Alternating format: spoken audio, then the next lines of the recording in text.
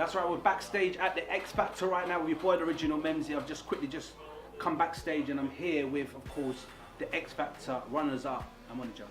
We're here live and direct with your boy, the original Memzee, the AKA the DJ you can trust. We're here live and exclusive, of course, on Urban History X. And you know what? Today is going to be an Afrobeat interview, a UK Afrobeat interview.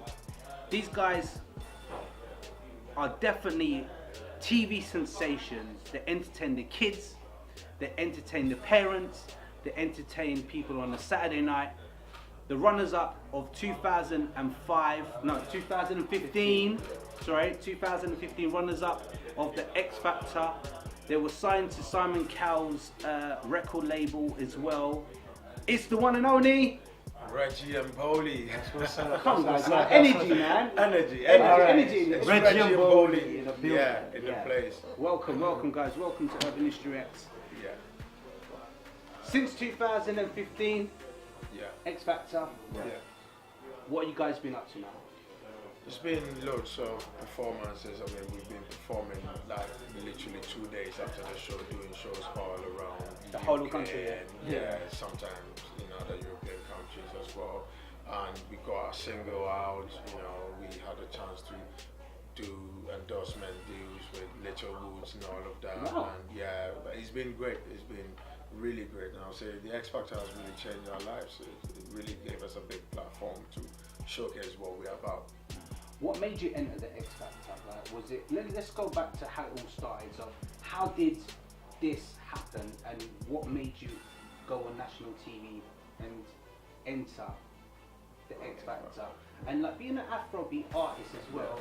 Like usually when you watch national TV, especially the X Factor, you don't really see Afrobeat artists. It's all singers. Ballad. You know, all that kind of stuff, ballads and all that, all group boys and stuff like that. So what made you decide to say, I'm going to go on the X Factor as a collective and represent your culture? Right, okay, let me take that. Before the X Factor came in, we were doing our things. Like I see, we were at that point we were men on point. But you asked the question, like, how did we come together? We started music back in Ghana individually. Reggie was a solo artist, I was a solo artist, but we knew of each other in the industry, so we became friends. But then I moved to the UK, and I think a year afterwards he also came. So we left that industry, and we were now in the UK trying to make music to appeal to the world. But you know, it was hard, kind of like trying to get the music across to the masses. So when he joined, when he came to the UK, we kind of like established contact and we started talking. So most of the time we would talk about like things that we've done in the Ghana industry, like the hits that we've got, and now in the UK it's a bit slow. So most of the time we talk about things that we've done in the past and the problems, and it got to a point where, like, you know what, you always call me and all we do is to talk about what we've achieved in the past. Why don't we join forces together and make sure something happens where we are now? Because both you and I believe in our talent that we can appeal to the world anywhere we are. So that's how come we joined forces together, and we started like going to studio, doing our recordings. We brought songs out, but we weren't getting the buzz that we wanted to get. So it got to a point where we decided, you know what, let's try these talent shows. So, I mean, X Factor wasn't the first one we tried. So we went to Britain's Got Talent for the first time. We qualified through all the stages. We got to that stage where we were meant to meet the celebrity judges, but you know, it got to that point, that was where we fell off. And then we came back again and we're like, you know what, we're gonna try the X Factor as well. And then we went on the X Factor, and one thing led to the other. And yeah, Reggie and Bollie got known by it. Out of all the judges, who was favourite in you guys? I was watching it as well.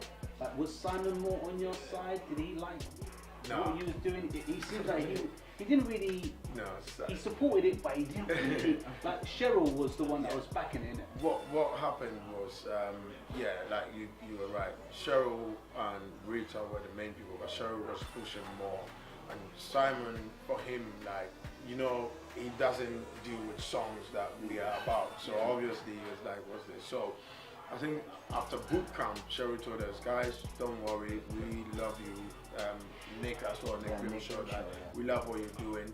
Don't pay pay too much attention to Simon. Just keep doing what you do. We will convince him. Don't worry. And that was how it started. Yeah. But by the time the show went on, he realized no, these guys are about something that probably I need to check it out. Yeah.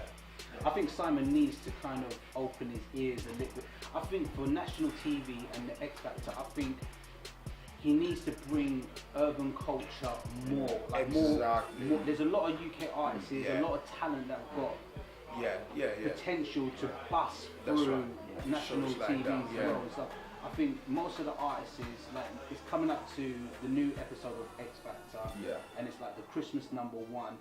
Just imagine you lot won Christmas #1. I mean it's amazing. It was crazy. I remember the producers who worked on it. They were the guys who work with so many huge artists, and they were like, guys, we need this song to be like a dancehall vibe for Christmas #1, and you could tell like it was against the machine, and the machine wants you to sing the ballad and everything, and so but I think you're right. It's very, very important that the show starts to embrace other styles and genres of music instead of just the pop concentrated type, because there's so many different vibes out there, rap, raga, and all of that, Afrobeat, and all of these ones, so. But I have to say, big massive shouts out to my brother, Fuso DG.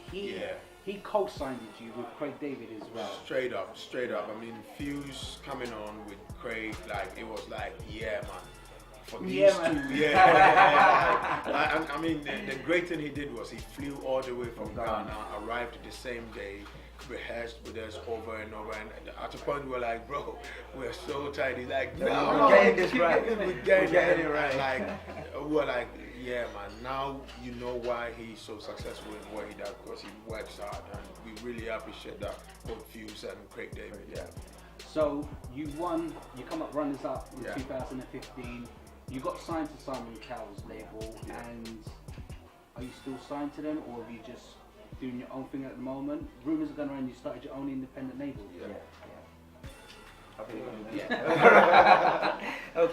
We're no longer signed to Simon's record label, but we did 2 songs whilst we were with them, and which are New Girl and then Link Up as well. So after that, we had the team, I would say the management team, and everyone had a nice conversation between us, because there was something we were also looking out for in terms of the music and how our A&Rs will coordinate with us.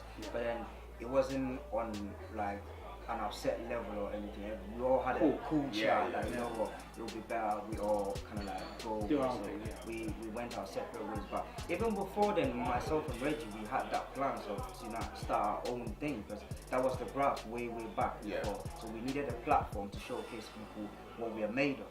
So when we left, we started our own label, which we've released 2 songs so far on the label, and we're yet to release another one as well. But so far it's been great, everything is going well.